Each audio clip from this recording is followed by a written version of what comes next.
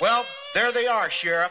Mr. Creeps and his partner, Mr. Crawls. I've been asked to make a video on plot twists since just about the beginning of this channel, but I was always hesitant to do it because I didn't want to spoil a bunch of major plot twists. I stood by this principle until I came across an interesting study conducted by UC San Diego. Researchers had one group of participants read several famous books after the researchers spoiled their endings, while another group read the books normally. After reading, each group noted how much they liked each book. Based on the results, it turns out that if the ending is spoiled to you before you read a book, you actually end up liking the book more. Not only do I think this study perfectly explains what makes a plot twist great, I also like it because it helps me justify spoiling some movies. I'll have to spoil Now You See Me and Primal Fear, with The Prestige having only very minor spoilers. If you haven't seen one, consider what the study says and use this video as an opportunity to recreate the experiment. So let's get spoiling. We are going to follow those dirty feet and find that phantom. The common definition of a plot twist is a totally unexpected outcome to a story. In Now You See Me, Dylan Rhodes is an FBI agent trying to track down the Four Horsemen, but in a shocking twist, it turns out he was the Fifth Horseman all along. Yeah. While I do think the rest of the movie is pretty fun, there's one key reason that this plot twist doesn't really work. Now, you and I are sitting here. Suddenly a bomb goes off. And the FBI. Got past them not once, not twice, but consistently. Almost as if they were on the end. What have the audience had watching this scene? 5 or 10 seconds of shock.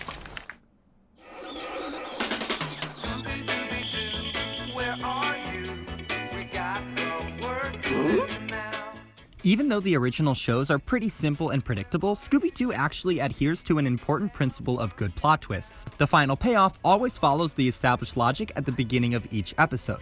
They were trying to scare all the heirs off the island. Then no one would spend the night, and they would keep control of the fortune. We get just enough information in the beginning so that when the twist does happen, it's satisfying, since there was always that looming feeling that you know who did it. Creeps and Crawls? They sure picked the right lawyers for this job. The Now You See Me twist has this element missing. It follows very little established logic. The complete rewriting of the character from a clumsy FBI agent to a cunning genius means there was really no way to see this plot twist coming, and that's why it's not very satisfying and relies too heavily on shock. The Prestige is the perfect balance between the shock value of the Now You See Me twist and the predictable but logical twists of Scooby-Doo. 20 minutes into the movie, we've technically been told enough to predict the plot twist, but Christopher Nolan leaves just enough information out to make the ending an amazing shock that still follows established logic. Now, we do the scene over again. But we tell the audience there's a bomb underneath this table and it's going to go off in 5 minutes. You're looking for the secret, but you won't find it. Because, of course, you're not really looking. The best plot twist is the one that can create the biggest surprise without ruining the established logic. Because at the end of the day, the twist in Now You See Me isn't actually that satisfying. It's a complete rewrite of his character for a cheap surprise. It's not particularly interesting to change 100% of a character's personality that has been built up throughout the whole movie. So how do you do this in a surprising but also entertaining way? In Primal Fear, the plot twist is similar but with one key difference. In the movie, an altar boy is accused of murdering an archbishop, and the lawyer gets him off not guilty by reason of insanity, because the boy tests positive for multiple personality disorder. The film ends with a final scene before the altar boy is moved to a psychiatric hospital. Here he reveals he faked it the whole time to get a short sentence. There never was an Aaron counselor.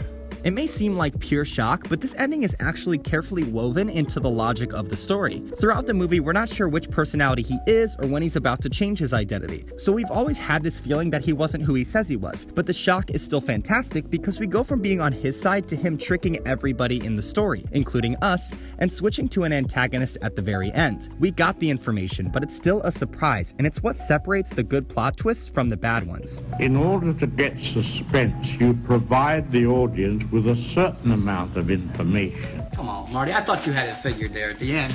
And leave the rest of it to their own imagination. But to tell you the truth, I'm glad you figured it. Because I have been dying to tell you. Give them just enough to see it coming, but not enough to expect it. I see dead people. I think the best way to test a good plot twist is if the movie is rewatchable, because once you know the twist ending, if the ending is a good one, then it's just as fun, if not more fun, to go back and see where they hint at that twist ending. Are you watching closely?